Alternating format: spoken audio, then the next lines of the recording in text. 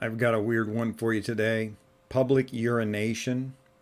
What does that have to do with you as a private investigator or for my brothers and sisters in security? Hi, this is Larry Kaye with shadowanyone.com. Got the website information training over there. Check it out. If you think public urination is not a big deal, it doesn't really matter in the grand scheme of things, I get it. I agree with you. It is not a big deal. But you need to understand what it means, whether you're a PI doing background checks or you're private security working in the here and now when this type of thing happens. So as a private investigator, you're doing a background check. You have to understand in your area, what does the charge of public urination look like? A lot of times it does not look like, it's not written out as public urination, it's written out as public indecency.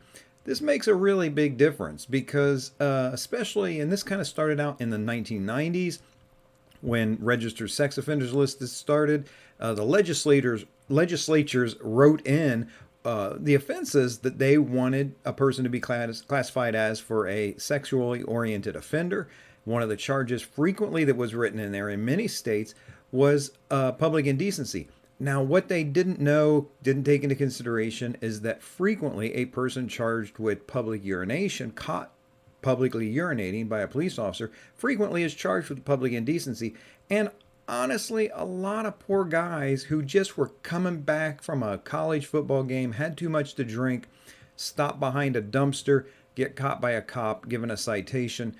And it was all of a sudden they would write them up again for this public indecency, which is a little bit easier charge to make in some areas than the actual public urination. So in your area, know what that means when you're doing a background check. Sometimes registered sex offenders will use this as cover if they're going for a job or an interview, even though frequently public urination oriented offenses do not put a person on the sex offender list anymore, and that's a good thing because that's not a sexually oriented offense. Sometimes you'll get people who will have a public indecency charge come up nonetheless, not on the sex offenders list, and they will say in a job interview, well, this is what happened, when in fact something different happened. How do you solve this as a private investigator? How do you know what really happened?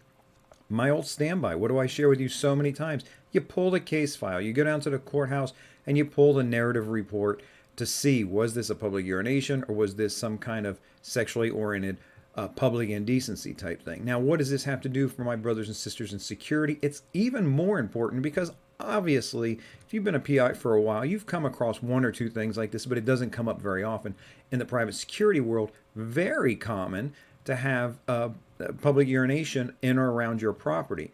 So maybe it's actually on your property, maybe you're seeing it across the street or in an alley. This is not the end of the world. It is not a big deal. However, you need to understand what it means. Most of the time, this is out of drinking too much. It's out of inebriation, out of drunkenness.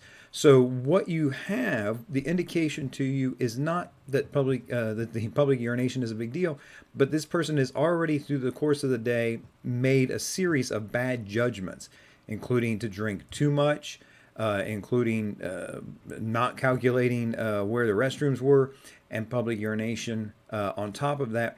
So you just want to keep an eye on this person and understand they may be inebriated to one degree or another, and they may continue to make bad decisions, including now you have issues of perhaps anger or just walking into traffic or being loud and hassling other people around them.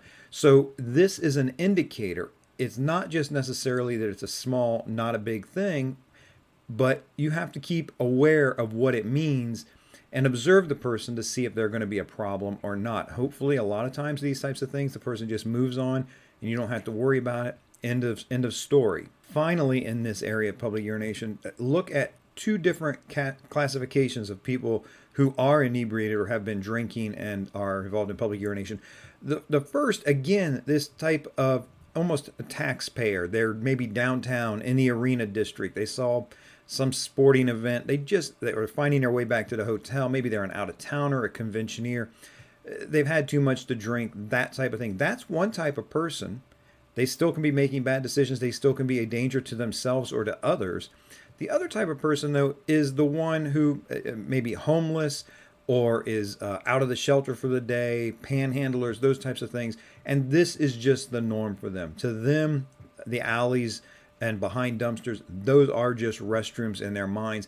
And when you see a person like that, you have to, again, take in the totality of the situation, look at the whole picture of what's going on, and judge for yourself. Again, just understand how this affects you, your job, the property and people that you are obliged to protect. Remember at all times to stay professional and be vigilant. In the meantime, this is Larry Kaye with ShadowAnyone.com. Remember, do the right thing, even if it's the hard thing.